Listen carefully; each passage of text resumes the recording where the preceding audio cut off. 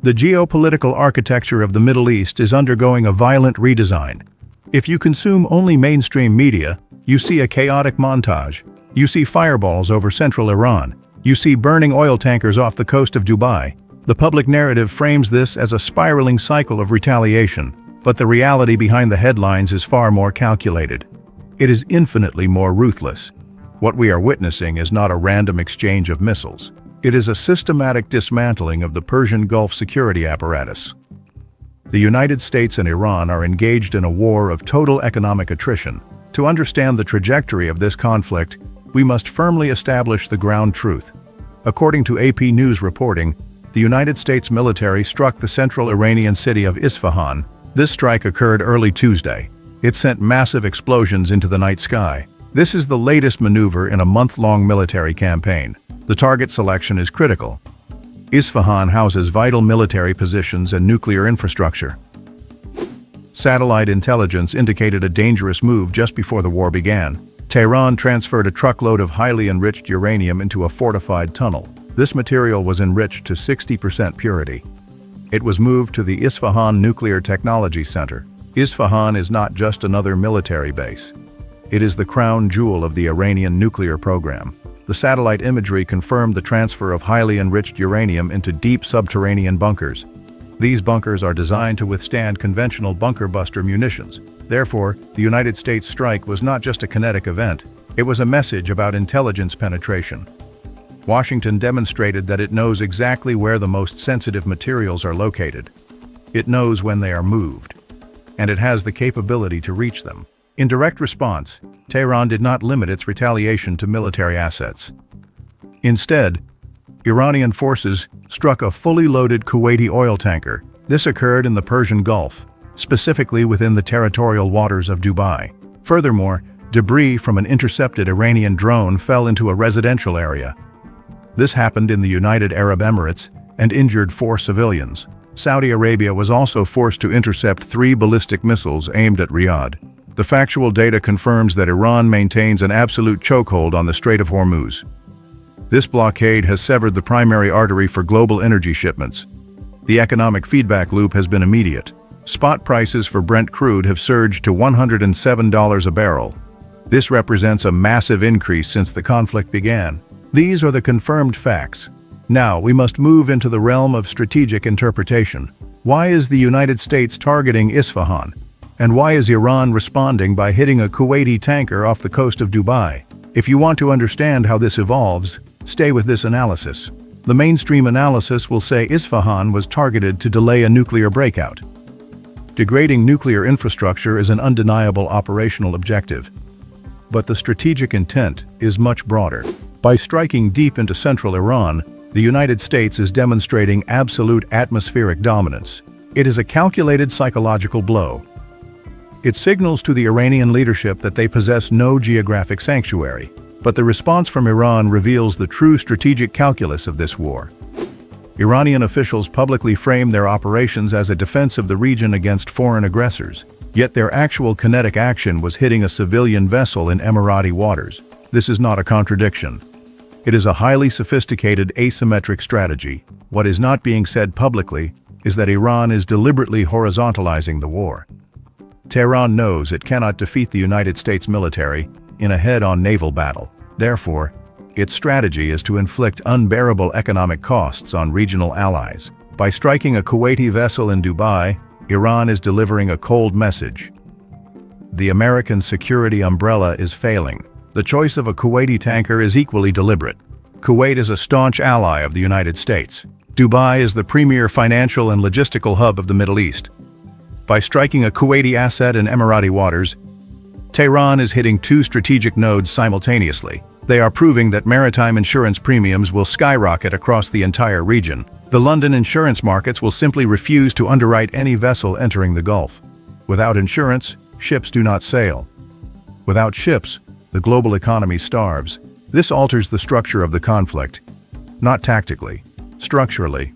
If Iranian oil cannot safely transit the Persian Gulf, no oil will transit at all.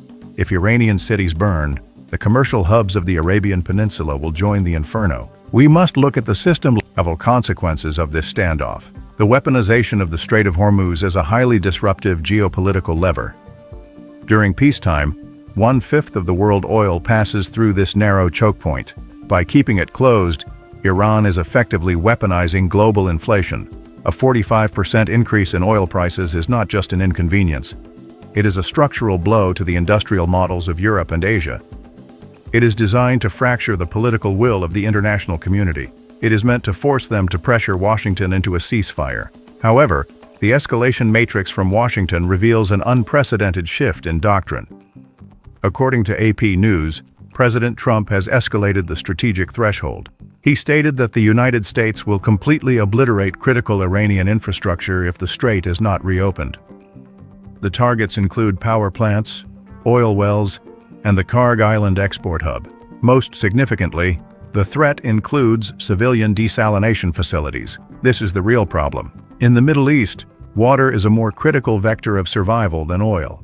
Threatening to destroy desalination infrastructure crosses a dangerous threshold. It moves from conventional military deterrence to existential total warfare.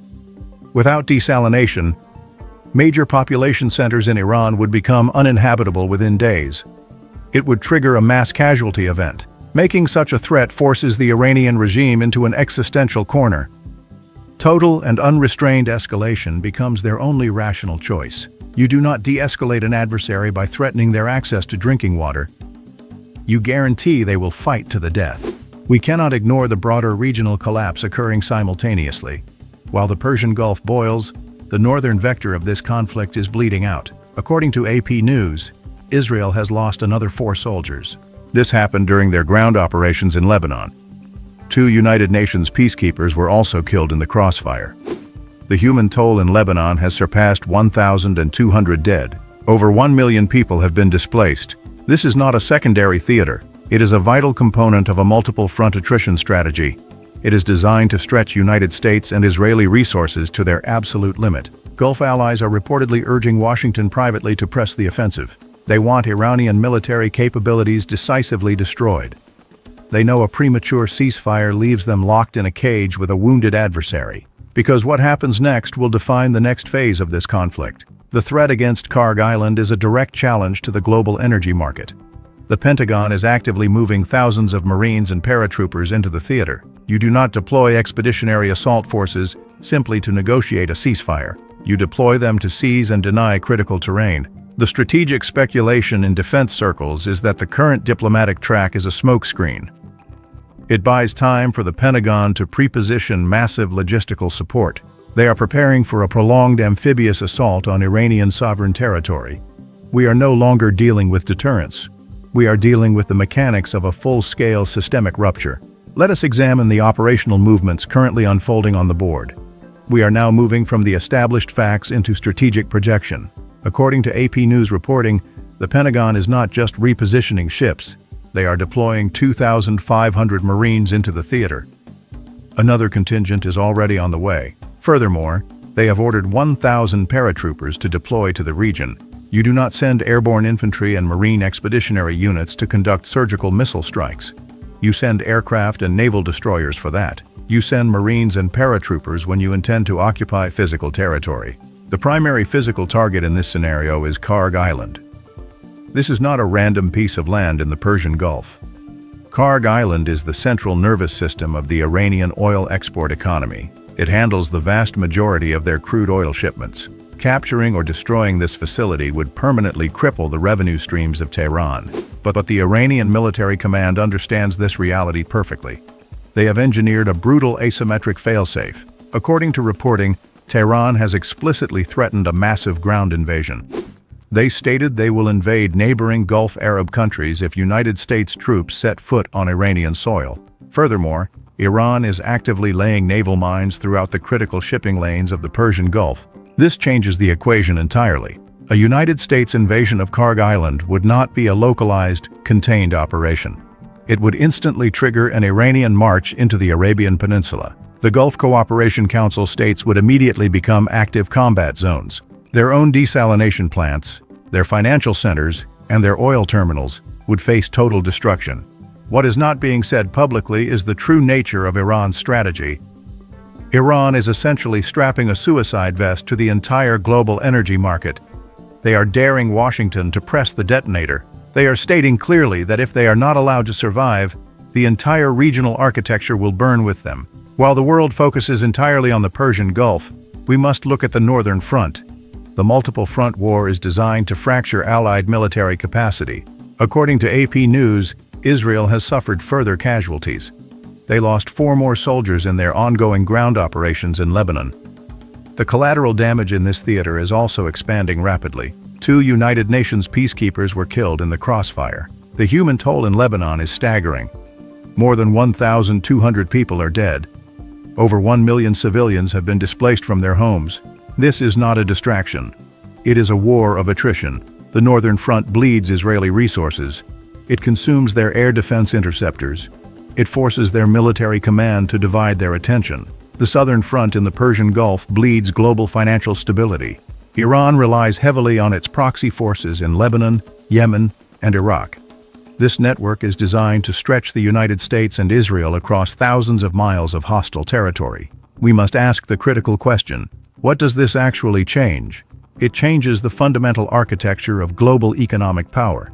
If the Strait of Hormuz remains heavily mined, it does not matter if a diplomatic ceasefire is signed tomorrow. Naval mines do not respect diplomatic treaties. Clearing the Persian Gulf of advanced, modern sea mines will take months. It might take years. During that time, the global economy will suffocate. The spot price of Brent crude will not just stabilize at $107. It will break historical records. High energy prices will shatter the industrial output of the European continent. It will cause massive inflationary spikes across the United States. Nations that are heavily dependent on imported energy will face severe domestic unrest. This is the real problem.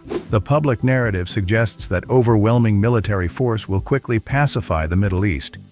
This is a dangerous strategic illusion. President Trump has threatened the complete obliteration of Iranian infrastructure. We must analyze the second-order effects of this threat.